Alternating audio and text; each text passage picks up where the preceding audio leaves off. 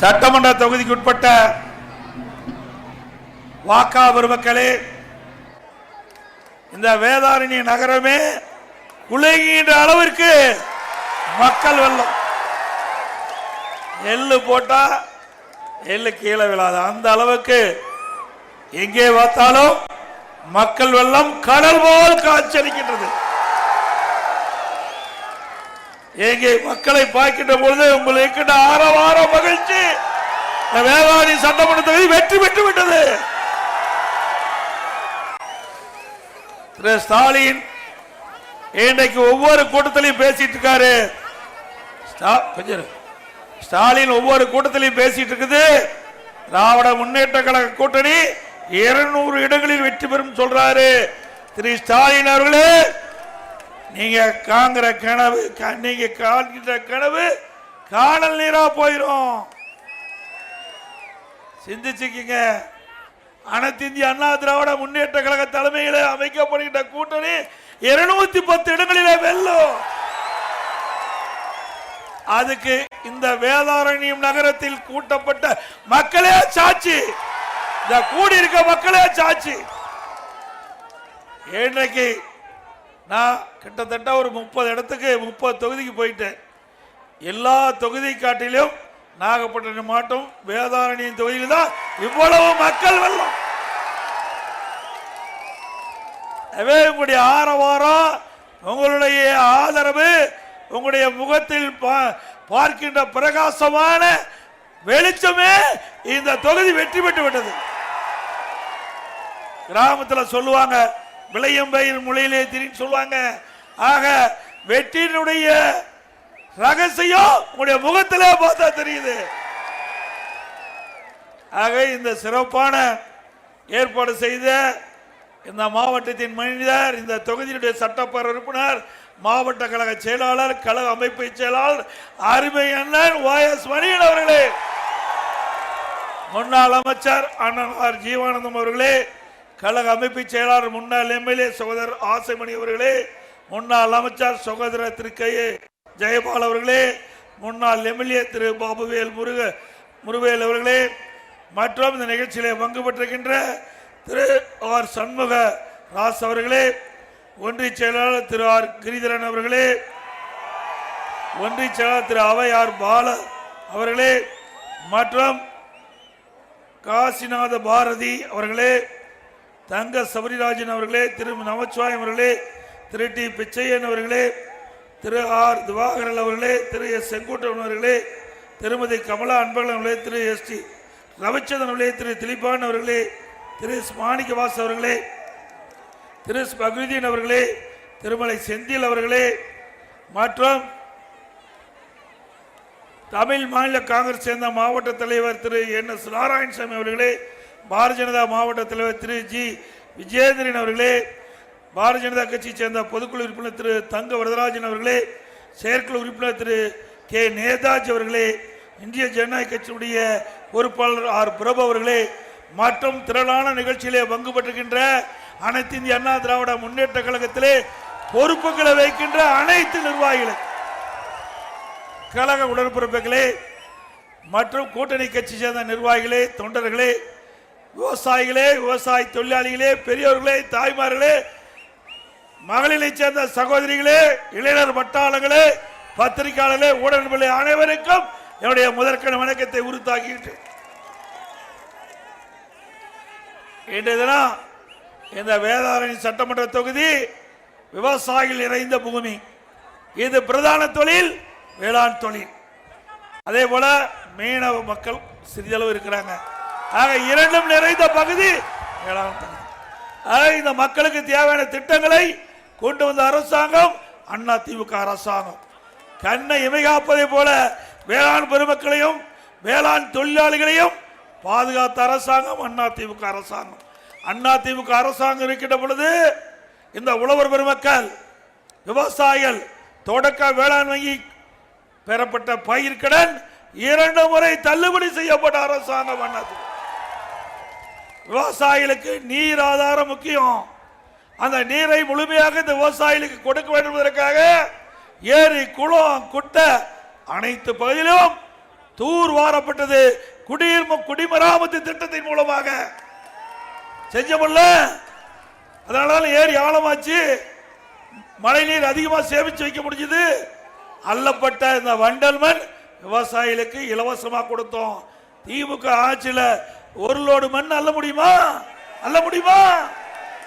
அண்ணா திமுக ஆட்சியில தான் விவசாயிகள் என்ன நினைச்சாங்களோ அதை செய்து காட்டிய அரசாங்கம் அண்ணா திமுக அரசாங்கம்.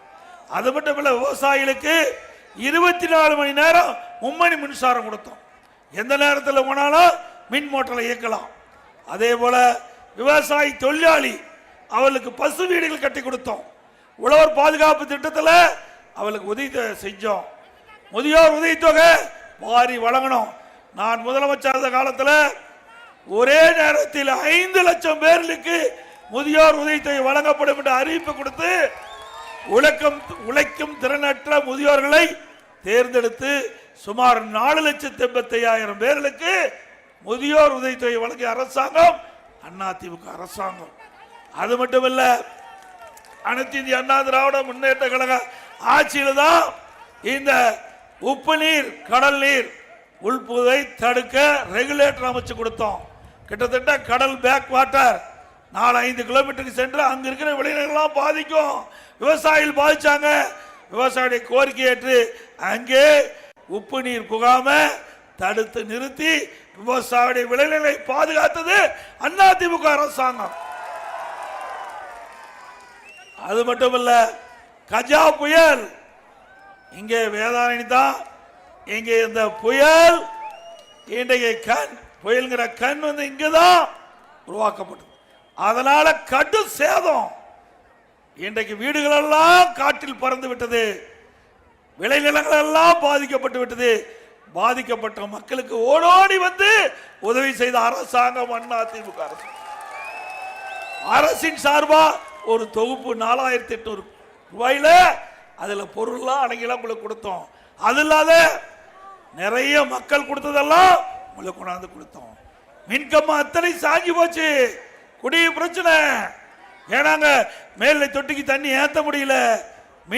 மின் தடை ஏற்பட்டு போச்சு. எங்கேயும் தொலைபேசி வசதி கிடையாது. டவர் எல்லாம் உடைஞ்சு போச்சு. மரங்கள் எல்லாம் சாஞ்சி சாலையில வர முடியல. அப்படிப்பட்ட இக்கட்டான நிலையில எங்களுடைய அமைச்சர்கள் இங்கேயே 4 மாதம் தங்கி இருந்து இரவுகள் பாராம அங்கே மின்கம்பங்கள்லாம் வயல்ல நட்டு மின் இணைப்பை கொடுத்து மின்சாரத்தை கொடுத்தோம். அது மட்டுமல்ல, அந்த புயலால சேதமடைந்த பயிர்கள், நெற்பயிர் சேதமடைஞ்சா அதை பார்த்ததுக்கு தேவை நிவாரணம். மாமரம் சாஞ்சு விட்டுதா அதை அப்புறப்படுத்துவதற்கும் நிதி கொடுத்தோம். அதுக்கு மானியமும் கொடுத்தோம். விளையதற்கு தேவையான நிவாரணமும் கொடுத்தோம். இப்படி எல்லா வகையிலும் விவசாயிகளுக்கு உறுதுணையாக இருந்த அரசாங்கம் அதிமுக அரசாங்கம். அந்த புயல்ல பல பேர் உயிர் நீத்துட்டாங்க. அந்த உயிர் நீத்த குடும்பத்துக்கு தேவையான நிதி கொடுத்ததும் அதிமுக அரசாங்கம். அது மட்டுமல்ல, அந்த புயலால நாம் வளர்த்த கால்நடை பசுமாடு இறந்து போச்சு, எருதுகள் இறந்து போச்சு. அது மட்டுமல்ல, ஆடு கோழி எல்லாமே இறந்து போய்விட்டது. அதற்கெல்லாம் தேவையான நிவாரணத்தை கொடுத்த அரசாங்கம் அதிமுக அரசாங்கம். மக்களை, விவசாயிகளை, விவசாய தொழிலாளிகளை கண்ணை இமை போல் காத்த ஒரே அரசாங்கம் அதிமுக அரசாங்கம். சிந்திச்சு பாருங்க. சாதாரண விஷயம் இல்லைங்க. ஒரு அரசாங்கம் எப்படி இருக்க வேண்டும், எப்படி மக்களுக்கு நன்மை செய்ய வேண்டும், பிரச்சனை பேரிடர் காலத்தில் மக்களுக்கு எப்படி உதவி செய்ய வேண்டும் என்பதற்கு எடுத்துக்காட்டு அரசாங்கம் அதிமுக அரசாங்கம். அது மட்டும் விவசாயிகளுக்கு இன்றைய தினம் தொடக்க வேளாண்மை கூட்டு வங்கியில் கடன் பெறுவதில் சிக்கல் சொன்னாங்க. அதிமுக ஆட்சி வந்தா விவசாயிகளுக்கு தொடக்க வேளாண்மை வங்கியில் தாராளமாக கடன் வழங்கப்படும். விவசாய தொழிலாளிகளுக்கு அவர்களுக்கு கறவை மாடுகள் கொடுத்தோம், விலை இல்லாம ஆடுகள் கொடுத்தோம், கோழி கொடுத்தோம், எல்லாமே நிறுத்திட்டாங்க. அது மட்டுமல்ல, இன்றைய தினம் அதிமுக ஆட்சியில் நிறைய பாலங்கள், நிறைய தடுப்பணைகள் எல்லாமே நாங்க கட்டி கொடுத்தோம். அதோட கஜா புயல் போது இந்த பகுதி புரட்டி போட்டு விட்டது. அதை முழு வடிவத்துக்கு கொண்டு வருவதற்கு அரசு எந்திரம் முழுமையா பயன்படுத்தி அதை சரி செய்த ஒரே அரசாங்கம் அதிமுக. அந்த காலகட்டத்தில் கூட அதிமுக மக்களை சிந்திச்சு செயல்படுத்தியது. அதோட இந்த ஆட்சி வந்த பிறகு விலைவாசி விண்ணை முட்டிக்கிட்ட அளவுக்கு உயர்ந்து போச்சு. இந்த ஆட்சியில புயலை பார்க்கல, வெள்ளத்தை பார்க்கல, வறட்சி பார்க்கல, கொரோனாவை பார்க்கல, எல்லாம் பார்த்த ஒரே அரசாங்கம் அதிமுக அரசாங்கம். கடுமையான வறட்சி பார்த்தோம், விவசாயிகளுக்கு வறட்சி நிவாரணம் கொடுத்தோம். கடுமையான புயல் கஜா புயல், அந்த புயல் காலத்தில் கூட நாங்கள் எச்சரிக்கையாக இருந்து நடவடிக்கை எடுத்து மக்களை காப்பாற்றணும். அப்போ கொரோனா காலத்தில் எந்த தொழிலும் இல்லை, விலைவாசி உயரல, மக்களை பாதுகாத்தோம். கொரோனா அப்பவும் விலைவாசி உயராம பார்த்துக்கிட்டோம். ஒரு வருஷம் ரேஷன் கடையில் விலையில் அரிசி, எண்ணெய், சர்க்கரை கொடுத்த ஒரே அரசாங்கம் இந்தியாவில் அதிமுக. ஏழைகளுக்கு உணவு கொடுத்தோம். அம்மா உணவகம், கிராமத்தில் சமூக கூடம், கர்ப்பிணி தாய்மார்களுக்கு, மாற்றுத்திறனாளிகளுக்கு, முதியோர்களுக்கு ஒரு நாளைக்கு 7 லட்சம் பேருக்கு சுட சுட உணவு கொடுத்த ஒரே அரசாங்கம் இந்தியாவில் அதிமுக. மக்களை நேசித்து மக்களுக்கு ஏற்படுகின்ற துன்பத்தை களைந்த ஒரே அரசாங்கம் அதிமுக அரசாங்கம். இப்ப என்ன ஸ்டாலின் பண்ணிருக்காரு? 4 வருஷம் முடிஞ்சு போச்சு. இந்த 4 வருஷத்துல சூப்பர் முதலமைச்சர். எப்ப பார்த்தாலும் திமுக கட்சிக்காரரு, திமுக அமைச்சர்கள் திரு ஸ்டாலின் போற பக்கம்லாம் பேசுறார். இந்தியாவிலேயே சூப்பர் முதலமைச்சர், முதலமைச்சருக்கெல்லாம் முதன்மை முதலமைச்சர் சொல்றார். எந்த விதத்துல? இந்தியாவிலேயே கடன் வாங்குறதுல முதல் மாநிலம் தமிழ்நாடு. என்ன கடன் வாங்குறதுல இந்தியாவிலேயே முதல் மாநிலம். அப்படிப்பட்ட முதலமைச்சர் இன்றைக்கு ஆண்டிட்டு இருக்காரு. எல்லாம் கடன்காரன் ஆகிட்டுங்க, சாதாரணமா நினைச்சுக்காதீங்க. இந்த கடனை நீங்க தான் கட்டி ஆகணும், நீங்க தான் கட்டி ஆகணும். எப்படி கட்டுறதுன்னா வரி போடுவாங்க. கடன் கொடுத்து சும்மா விடுவானா? இப்ப நாம யாராவது கடன் வாங்கியிருக்கிறோம், கடன் வாங்கினா திருப்பி கட்டி ஆகணும்ல. கட்டலினா வீட்டை ஜப்தி பண்ணுவான், நம்முடைய தோட்டத்தை ஜப்தி பண்ணுவான், நம்ம ஏதோ நகை அடமான வச்சாவது கடனை கட்டி ஆகணும். அப்படித்தான் அரசாங்கமும். இன்னைக்கு மற்ற நாட்டில இருந்து கடன் வாங்கினா அந்த கடனை வட்டியோட திருப்பி செலுத்துவணும். இன்றைய தினம் 4 ஆண்டுல திமுக ஆட்சியில் திரு ஸ்டாலின் அரசாங்கம் 4,38,000 கோடி கடன் வாங்கி, 4,38,000 கோடி. இந்த ஆண்டு 25-26 1 லட்சம் கோடி கடன் வாங்கிருக்கிறாங்க. அப்படின்னா திராவிட முன்னேற்ற கழக ஆட்சி நிறைவு பெறுகின்ற பொழுது 5,38,000 கோடி கடன் வாங்கி இருக்கிறாங்க. இவரா சூப்பர் முதலமைச்சர்? தமிழ்நாட்டை கடன் மாநிலமா ஆக்கிட்டு போயிட்டாரு. பிறக்கிற குழந்தை 1 லட்சம் கடன்ல தான் பிறக்குது. 1 லட்சம் ரூபாய் கடன்ல தான் பிறக்குது. இந்த மண்ணில் பிறந்தாவே போச்சு. ஸ்டாலின் ஆட்சியில் 1 லட்சம் கடன்ல தான் அந்த குழந்தை பிறக்குது. இதே சிந்தித்து பார்க்க வேண்டும். இன்றைக்கு 75 ஆண்டு காலம் இன்றைக்கு காங்கிரஸ் ஆட்சி, திமுக ஆட்சி, அண்ணா திமுக ஆட்சி, காங்கிரஸ் ஆட்சி, திமுக ஆட்சி, இப்படி மாறி மாறி வந்தது. 75 ஆண்டுல 5,18,000 கோடி தான் கடை. ஆனா 4 ஆண்டுல 4,38,000, 5 ஆண்டு நிறைய போது 5,38,000 கோடி கடன் வாங்கின அரசாங்கம் தேவையா? சொல்லுங்க, தேவையா? கடனை நீங்க தாங்க கட்டணும். பேசாத இருந்தா யாரும் கட்ட மாட்டாங்க. அப்புறம் நாம போராடிட்டு இருக்க வேண்டியதான். ஆக இப்படிப்பட்ட ஒரு மோசமான அரசாங்கம், மோசமான நிர்வாகம் உள்ள ஒரு அரசாங்கம் நாட்டுக்கு தேவையா என்பதை நீங்கள் எண்ணி பார்க்க வேண்டும். அது மட்டுமல்ல, திமுக தேர்தல் அறிக்கையில் சொன்னாங்க 525 அறிவிப்பு வெளியிட்டாங்க. 10% அறிவிப்பு கூட இதுவரைக்கும் நிறைவேற்றல. இதுல பாத்தீங்கன்னா படித்த இளைஞருக்கு வேலைவாய்ப்பு உருவாக்கி தரனார். அரசாங்கத்தில் நேரடியா அரசு சார்பு 3 லட்சம் பணியிடம் காலியா இருக்குது. மற்ற துறை அரசு சார்ந்த துறையில 2 லட்சம் பணியிட காலியா இருக்குது. மொத்தம் 5 லட்சம் பணியிட காலியாக இருக்கிறது. திமுக ஆட்சிக்கு வந்த உடனே அந்த காலி பணியிடங்கள் நிரப்பப்படும் என்று இன்றைய முதலமைச்சர் திராவிட முன்னேற்ற கழக தேர்தல் அறிக்கையில் தெரிவித்தார். ஆட்சிக்கு வந்த பிறகு இந்த ஆண்டு சட்டமன்றத்தில் 50,000 காலி பணியிடங்கள் தான் நிரப்பப்பட்டது சொல்றாங்க. வெறும் 50,000 காலி பணியிடம் தான் நிரப்பப்பட்டதா சொல்றாங்க. அப்படின்னா எப்ப நிரப்புவீங்க? மீதி எல்லாம் 3 மாசத்துக்கு முந்தி ஒரே மாசத்துல 20,000 அரசு ஊழியர்கள் பணி ஓய்வு பெற்றிருக்கிறாங்க. இந்த 4 ஆண்டுல அரசு பணியில் இருக்கின்ற பணியாளர்கள் 75,000 பேர் ஓய்வு பெற்றிருக்கிறாங்க. அப்படின்னா நீங்க எங்க 4 லட்சம் காலி பணிகளை நிரப்புனீங்க? 5 லட்சம் காலி பணிகளை எப்ப நிரப்புனீங்க? அத்தனையும் போய் படித்த இளைஞர்கள் இங்கே நிக்கிறீங்க, அவருக்கு வேலை கிடையாது. அண்ணா திமுக ஆட்சி வந்த பிறகு தொழிற்சாலைகள் அதிகமாக உருவாக்கப்பட்டு படித்த இளைஞருக்கு வேலைவாய்ப்பு உருவாக்கி தருகின்ற அரசாங்கமா இருக்கும். 2000 மாண்பு அம்மா இருக்கின்ற பொழுது தொழில் முதலீட்டாளர் மாநாட்டை கொண்டு வந்தாங்க. 2015 கிட்டத்தட்ட 2,42,000 கோடி 98 புரிந்துணர்வு கொண்டாந்து கிட்டத்தட்ட பல லட்சம் பேருக்கு வேலைவாய்ப்பு உருவாக்கி தந்தாங்க. 2019 நான் முதலமைச்சர் இருந்தபோது தொழில் முதலீட்டு மாநாட்டை இழுத்தணும்.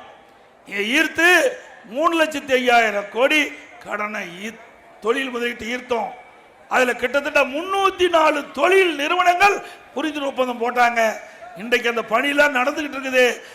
அப்போ அண்ணா திமுக ஆட்சியில் 2019 தொழில் முதலீட்டு மாநாட்டை நடத்தியதன் மூலமா தமிழ்நாட்டில் சுமார் 10 லட்சம் பேருக்கு வேலை வாய்ப்பு கிடைக்கின்ற சூழலை உருவாக்கி.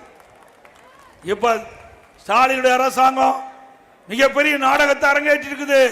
திமுக ஆட்சியில் தொழில் முதலீட்டு மாநாட்டை நடத்தி அதிகமான தொழிலை கொண்டு வந்து வேலை வாய்ப்பு உருவாக்கி தரணும். எங்க ஆக்குனாங்க? கரண்ட் பில் அதிகப்படுத்துறதையும் தொழில வேற மாநிலத்துக்கு போயிட்டு, கரண்ட் பில் அதிகப்படுறதையும் வேற மாநிலத்துக்கு போயிட்டு. ஆக இப்படிப்பட்ட அரசாங்கம் தேவையா? அது மட்டும் இல்ல, திமுக ஆட்சிக்கு வந்த பிறகு கரண்ட் பில் இன்னைக்கு நகராட்சியில் பார்த்தீங்கன்னா எல்லா பகுதியிலுமே 52% கரண்ட் பில் ஏற்றிட்டாங்க. வருடத்திற்கு 5% உயர்வு. இப்ப கிட்டத்தட்ட பார்த்தீங்கன்னா 3 வருஷத்துல 15, கிட்டத்தட்ட 15, 52, 67% கரண்ட் சார்ஜ் உயர்த்திட்டாங்க. அது பீக் அவர், கடையில் பீக் அவர், அதுக்கு தனி ரேட். நகராட்சி பேரூராட்சி இந்த பகுதியில் வீட்டு வரி 100%, 1000 ரூபாய் வீட்டு வரி கட்டினா இப்போ 2000 ரூபாய் கட்டணும். கடை வரி அண்ணா திமுக ஆட்சியில் 1500 ரூபாய் கட்டினீங்களா, இப்போ 150% உயர்த்தி கட்டணும். கிட்டத்தட்ட 4000 ரூபாய் கட்ட வேணும். இந்த அரசாங்கம் தேவையா? குடிநீர் வரி, குப்பைக்கு வரி போட்டார், குப்பைக்கும் வரி. இப்படிப்பட்ட ஒரு அரசாங்கம் இந்தியாவிலே இல்லை. அப்படி படு மோசமான அரசு தொடர வேணுமா? சிந்திச்சு பாருங்க. இந்த ஆட்சியில் என்ன மக்கள் நன்மை கண்டாங்க? எதுவுமே கிடையாது. குடும்ப ஆட்சி. இன்றைக்கு திமுகவில் குடும்ப ஆட்சி. திரு கருணாநிதி இருந்தாரு, அப்புறம் ஸ்டாலின், அதுக்கு பிறகு உதயநிதி, இப்ப இன்பநிதினு ஒருத்தர் வந்து பின்னாடி வரப்போறார். ஏங்க இப்படி குடும்ப ஆட்சி நாட்டுக்கு தேவையா? இதுக்காக இவர்களை முதலமைச்சர் ஆக்கி வச்சிருக்கிறீங்க. உங்க குடும்பத்தை கவனிக்கல, அவர் குடும்பத்தை பார்த்துட்டு இருக்கார் ஸ்டாலின். ஓட்டு போட்ட மக்கள் தங்களுக்கு தேவையான நன்மைகளை இந்த அரசு செய்யும் என்று எதிர்பார்த்தீங்க. ஆனா உங்க குடும்பத்தை திரு ஸ்டாலின் பார்க்கவில்லை. அவருடைய குடும்பத்தை பார்த்துக்கிட்டு தான் திரு உதயநிதிக்கு துணை முதலமைச்சர் கொடுத்திருக்கிறார். நாட்டு மக்களுக்கு பட்டலாமம் செலுத்திட்டார். ஆக சிந்தித்து பார்க்க வேண்டும். எந்த அரசாங்கம், எந்த ஆட்சி சிறந்த ஆட்சி என்பதை நீங்கள் இடப்போட்டு 2026 சட்டமன்ற தேர்தலில் அனைத்து இந்திய அண்ணா திராவிட முன்னேற்ற கழகம் வெற்றி பெறுவதற்கு நல்லாவரை நல்க வேண்டும் என்ற நேரத்தில் கேட்டுக்கிறேன். அதோட இந்த ஆட்சியில கலெக்ஷன், கமிஷன், கரப்ஷன் அதுதான் நடக்குது. லஞ்சம் இல்லாத துறையே இல்லை. டாஸ்மாக் உங்களுக்கு 10 ரூபாய்னா யாருன்னு தெரியும். 10 ரூபாய்னா யார் பேர் வருது ஞாபகம்? நல்லா சத்தமா சொல்லுங்க. அவரு இங்க கலால்துறை மந்திரியா இருக்கும் போது தமிழ்நாட்டில் டாஸ்மாக் கடை இருக்குது. அந்த டாஸ்மாக் கடையெல்லாம் கரூர் கம்பெனியை எடுத்துக்கிட்டது. எங்கெங்கெல்லாம் அதிகமா டாஸ்மாக்ல விற்பனை ஆகுதோ அந்த பகுதியெல்லாம் அங்க இருக்கிற அந்த பார் லைசன்ஸை எடுத்து கிட்டத்தட்ட ஒரு ஆண்டுக்கு 5400 கோடி இதை ஊழல் செஞ்சிருக்கிறாங்க. ஒரு பாட்டிலுக்கு 10 ரூபாய்னா ஒரு நாளைக்கு 1.5 கோடி பாட்டில் விற்குது. 1.5 கோடி பாட்டில் விற்றா 15 கோடி இந்த 10 ரூபா டாஸ்மாக்ல இருந்து வருது. அப்படின்னா மாசத்துக்கு 450, வருஷத்துக்கு 5400 கோடி இந்த டாஸ்மாக் சம்பாதிச்சு. அப்படின்னா இத்தனை கிட்டத்தட்ட 4 வருஷத்துல எவ்வளவு கோடி சம்பாதிச்சிருக்கான்னு பாருங்க. அதோட வேடிக்கை என்னன்னா, எதிர்கட்சிகள்லாம் சொல்லல, பொதுமக்கள் சொல்லல, திமுக அமைச்சரவையில் இருந்த ஒரு அமைச்சர் திரு சபரீசன் அவர்களும் திரு உதயநிதி அவர்களும் 30,000 கோடியை கையில் வைத்துக் கொண்டு என்ன செய்வது என்று திணறிக் கொண்டிருப்பதாக வலைதள செய்தி. யார் சொன்னது? திமுக அமைச்சர் ஒருத்தர். அப்படின்னா 30,000 கோடி ஊழல் செஞ்சான்னு ஒத்துக்கிறாங்களா? அப்படிப்பட்ட ஊழல் ஆட்சி தேவையா? இந்தியாவிலேயே ஊழலுக்காக கலைக்கப்பட்ட ஒரே அரசாங்கம் திமுக அரசாங்கம். திரு கருணாநிதி இருக்கின்ற பொழுது ஊழலுக்காக கலைக்கப்பட்ட ஒரு அரசு திமுக அரசு. அரிசி பேர் ஊழல், வீரான ஊழல், ஊழல் ஊழல் என்று ஊழலுக்கு ஊதுவாளர் ஒரே கட்சி திமுக கட்சி, ஊழலின் ஊற்றுக்கண். அப்படிப்பட்ட திமுக கட்சி மீண்டும் ஆட்சி தொடர வேண்டுமா? சட்ட ஒழுங்கு சட்ட ஒழுங்கு இன்னைக்கு தமிழகத்தில் சட்ட ஒழுங்கு அடியோடு சீர்குலைஞ்சு போச்சு. இன்னைக்கு பார்த்தீங்கன்னா ஒரு 6-7 நாளைக்கு முந்தி திருவள்ளூர் மாவட்டம் கும்மிடிப்பூண்டியில் ஒரு பெண் 10 வயசு மதிக்கத்தக்க பெண் நடந்துட்டு போகுது. அப்படியே பின்னாடி ஒரு ஆண் போய் அந்த பெண்ணை அந்த குழந்தையை தூக்கிட்டு போயிட்டாங்க. இதுவரை கண்டுபிடிக்கல. இன்னைக்கு அதே மாவட்டம் திருவள்ளூர் மாவட்டத்தில் கும்மிடிப்பூண்டி பகுதியில் இன்னைக்கு ஒரு சிறுமிய இப்படி பாலியல் நடந்திருக்கிறாங்க. இப்படிப்பட்ட ஆட்சி தேவையா? பெண்களுக்கு பாதுகாப்பு இல்ல, சிறுமிக்கு பாதுகாப்பு இல்ல, பாட்டியம்மாவுக்கும் பாதுகாப்பு இல்ல. இப்படிப்பட்ட மோசமான அவல ஆட்சி தொடர வேணுமா? அது மட்டும் இல்ல, எங்க பார்த்தாலும் கஞ்சா போத, கஞ்சா விற்காத இடமே இல்லை. எல்லா பகுதியிலும் கஞ்சா விற்குது. இந்த மாவட்டத்தில் கூட நாகப்பட்டினத்தில் 150 கோடி மதிப்புள்ள இந்த போதைப் பொருளை பிடித்ததா பத்திரிகை செய்தி. இப்படி போதை பொருள் நிறைந்த மாநிலம், அதை ஆளுகின்ற ஆட்சி தேவையா? இந்த போதைக்கு மாணவர்கள், இளைஞர்கள், பொதுமக்கள் அடிமையாகி சீரழிக்கக்கூடிய காட்சி தமிழகத்தில் பார்க்கிறோம். பல முறை சட்டமன்றத்தில் இது குறித்து பேசினேன், ஊடகத்தின் வாயிலாக என்னுடைய கருத்துக்களை தெரிவித்தோம், அறிக்கையின் வாயிலாக தெரிவித்தோம். ஆனால் செவடங்காதில் சங்குதுற மாதிரி இந்த அரசாங்கம் எதுவுமே கவலைப்பட்டுக்கல. அதனால போதைப் பொருள் நடமாட்டம் அதிகமாகி அந்த போதைக்கு மக்கள் எல்லாம் அடிமையாகி சீரழியக்கூடிய காட்சி பார்க்கிறோம். இப்பதான் முதலமைச்சர் என்ன சொல்றாரு? போதையின் பாதையில் செல்லாதீர்கள். யார் சொன்னது? முதலமைச்சர் சொல்றாரு, போதையின் பாதையில் செல்லாதீர் அப்படின்னு தொலைக்காட்சியில் சொல்றாரு. ஏப்பா, நான் ஆரம்பத்திலேயே நான் சொன்னேன், நான் சொன்னதை நீ கேட்டிருந்தா இப்படி விளம்பரம் பண்ண வேண்டிய அவசியமே இல்லை. எல்லாம் முடிஞ்ச பிறகு இன்றைக்கு முதலமைச்சர் சொல்றார். ஆக இப்படிப்பட்ட முதலமைச்சர் தொடர வேணுமா? 46 பிரச்சனை இருப்பதாக இந்த தாள் அடிச்சு அரசாங்கமே ஒத்துக்கிட்டது. இதுக்கு ஸ்டாலின் தொடக்க விழா கண்டிருக்கார் சிதம்பரத்தில் 3 நாளைக்கு முந்தி. அப்படின்னா இன்னும் ஆட்சி 8 மாசம் தான் இருக்கும். 4 வருட காலமா இந்த 46 பிரச்சனை மக்கள் இருக்குது. இந்த ஆட்சிக்கு தெரியுமில்ல, ஏன் தீர்த்து வைக்கல?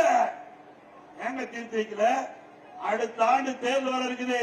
அதனால மக்களை ஏமாற்றுவதற்காக இப்படிப்பட்ட ஒரு நாடகத்தை அரங்கேற்றுகிறார்.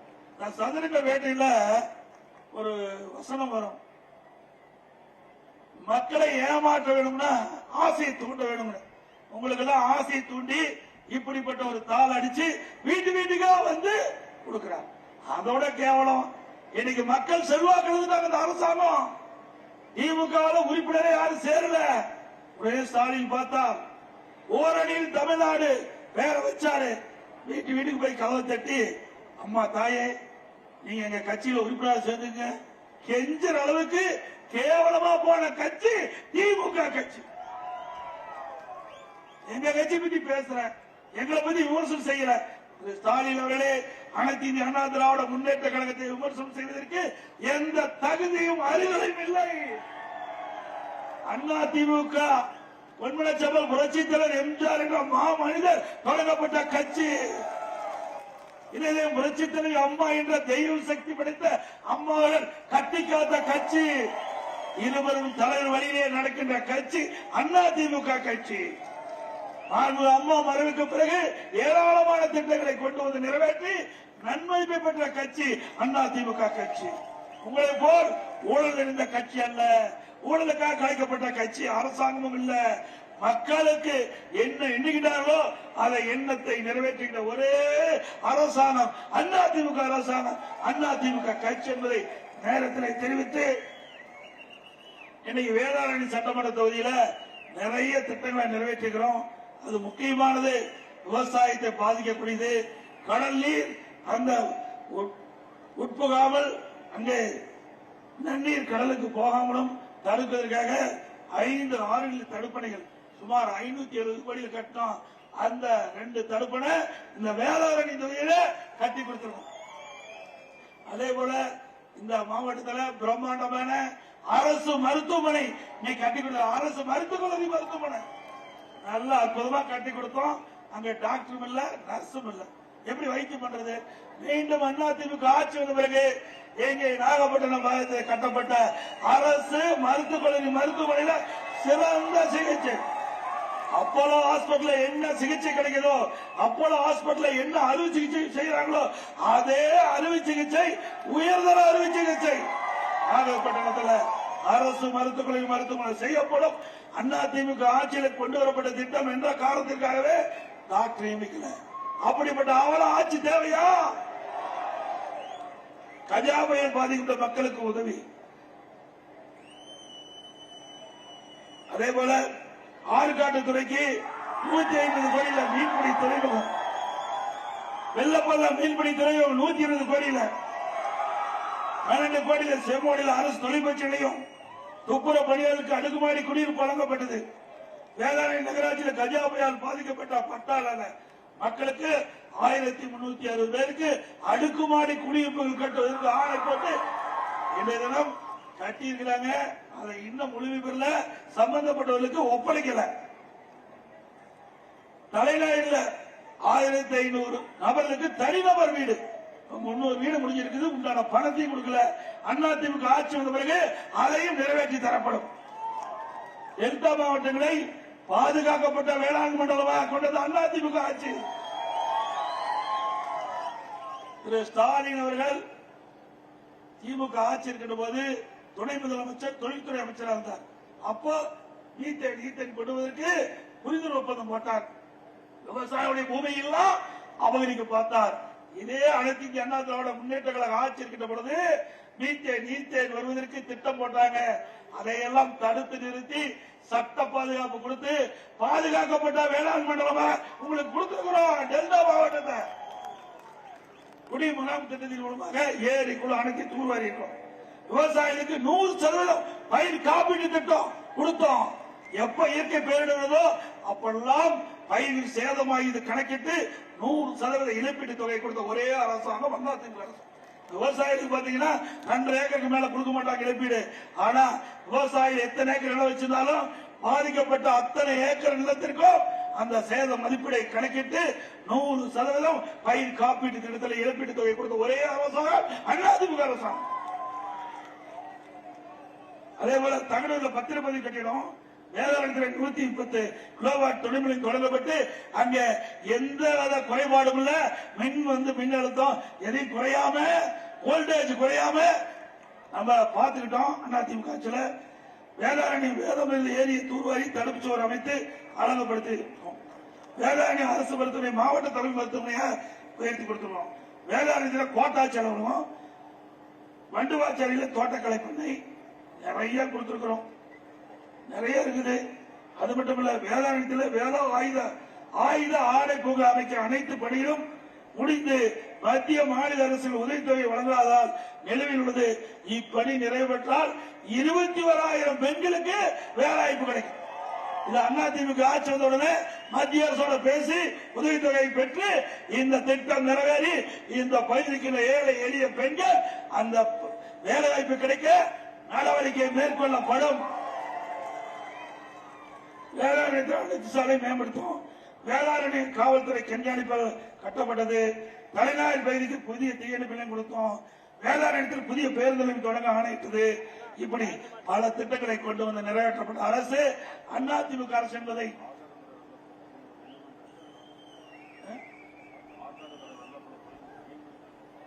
ஆற்காடு வெள்ளப்பள்ளம் மீன்பிடி துறைமுகம் பாதியில் சொல்றாங்க. அதிமுக ஆட்சி வந்து முழு பணி நிறைவேற்றப்பட்டு பயன்பாட்டுக்கு கொண்டு வரப்படும். இன்னும் நிறைய கோரிக்கை கொடுத்திருக்கிறீங்க. கால நேரம் அதிகிட்ட காரணத்தினால நம்ம பேச முடியல. அடுத்து இன்னும் ஒரு தொகுதிக்கு போக வேண்டி இருக்குது. அதனால நீங்க கொடுக்கப்பட்ட கோரிக்கையும் அதிமுக ஆட்சி உடனே நிறைவேற்றப்படும் செய்தி இந்த நேரத்தில் தெரிவித்து திமுகவின் 2 ஆட்சி முடிவு கட்டப்படும். திமுகவின் 2 ஆட்சிக்கு முடிவு கட்டப்படும். தமிழகத்தில் மக்களாட்சி மலரும். தமிழகத்தில் மக்களாட்சி மலரும்.